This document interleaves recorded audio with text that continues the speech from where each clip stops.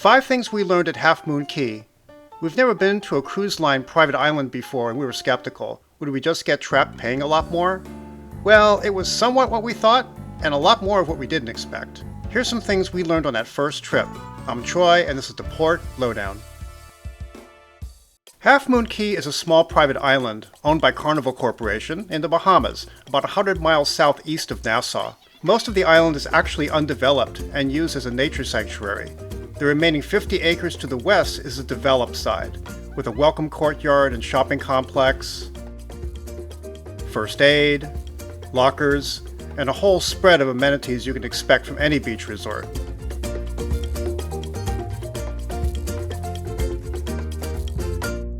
Lots of excursions to choose from as well, all booked via your cruise ship prior to landing. We arrived on the cheap and based this experience on just arriving with no excursions, no plans, and snooping around naturally. Welcome. Yeah. Here's what we learned. Number 1. The beach is the star. The immediate first impression is of a mesmerizing blue ocean and pristine beach. Even if you're not a beach person per se, there's a lot to love about this one. The sand has a baking soda consistency which feels amazing on the toes. And the sand remains fairly cool too. The water is cool and clear, perfect for snorkeling and swimming. At almost a mile long, there's plenty of space to spread out or hike. Be mindful that the further you go, the further you are from facilities, which are concentrated in this one section. Most make a beeline for the beach on arrival, and well, who can blame them with that view? Which leads me to number 2. Be early for everything. Be one of the first on the tender if you can. It's a tender port and a short ride, but the lines get long. Of course, nab that complimentary beach chair with your ship's towel. Here's what it looks like when we got there earlier in the morning and 2 hours later.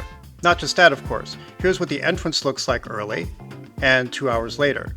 Here's what the buffet area looks like when it just opens and during the lunch rush. Book excursions way ahead of time. Book cabanas way ahead of time. This is especially true when 2 ships are docked that day. All excursion slots are split between the 2. Now that said, staff does a good job of making sure that there's just enough of everything to satisfy the capacity they've designed for, like beach equipment, lockers, sailing gear, and so on. But hedge your bets and give yourself the most choice possible. Number 3, a lot is a la carte. Drinks, for example, are not included in your drink package. But you get to enjoy a drink in some pretty cool spots like I Wish I Could Stay Here Forever Bar, or Captain Morgan's On the Rocks Bar, in a pirate ship. Beach equipment is extra, much of it on your sign and sail account too. Shade costs you, like renting a clamshell or umbrella. Here's a hack, take your umbrella from the ship and lodge it in the beach chair, like this enterprising person. And the store prices are pretty much what you'd expect. Not sure how these prices compare to your experience, but here you go.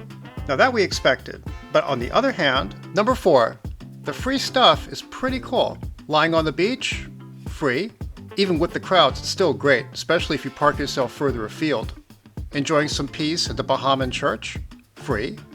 Usually used for weddings and renewing vows, it's a quiet space to relax and reflect. Hiking along the outside paths towards the excursion areas and nature trails, free. You'll have to share the path, actually a road, with the trolleys. But you can access the various nature trails and even a plant nursery. And hardly anybody around, your own private island experience.